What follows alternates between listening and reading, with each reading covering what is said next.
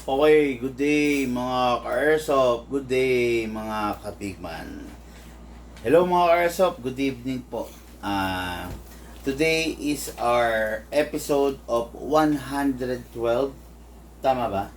112 of our, umaan yung ilong mo, kwentuhan session, tanungan portion, of our kwentuhan session, tanungan portion here in our cave, no?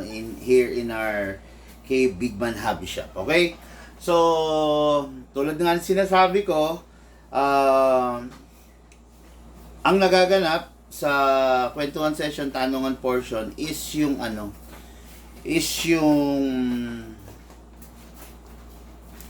mga frequently asked question, no? Na everyday na na-encounter natin, hindi yata abot. Look, doon mo na isaksak sa yung silyo. Okay. Everyday na na-encounter natin dito sa atin, sasagutin natin yan, no, ng maliwanag, ng diretso. Okay? Kaya kung meron kayong mga katanungan, ibato nyo na sa akin.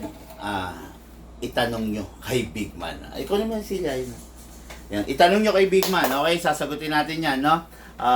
Bigay nyo lang sa akin yung mga tanong ninyo.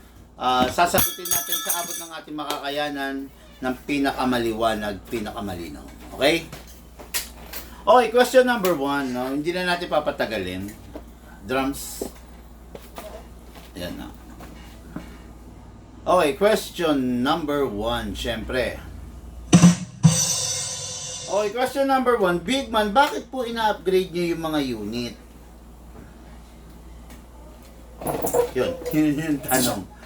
Bakit daw natin ina-upgrade yung mga unit? Okay, mga ka-airsoft, no? Kaya ina-upgrade yung mga unit. Unang-una, bakit ba natin ina-upgrade? Ina-upgrade natin yung unit para gumanda yung performance. Hindi, diyan ka umupo. Tapos lagay mo yan dyan. Dyan, no? Yan, patong mo dyan. No? Yan. Kaya natin ina-upgrade yung mga unit para gumanda yung performance. Oops. Yan eh. Walang upgrade na nagaganap napapangit yung performance. Okay? Lahat ng upgrade na magaganap is para gumanda yung performance. Di ba? Kumbaga, kaya natin in-upgrade para mapaghusay, mapabuti natin yung unit. Hindi tayo mag-upgrade ng papangit yung unit.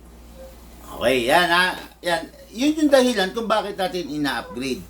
Para yung unit, mapabuti natin, mapaganda pa natin. Okay? Halimbawa, yung unit lumabas out of the box. Lahat kasi ng unit may glitch. Walang unit na perfect na darating rito sa Pinas, perfect. Wala. Kaya nga kung mapapansin niyo yung mga unit, iba-iba ng FPS di ba? Meron mga unit na ang kunat talaga.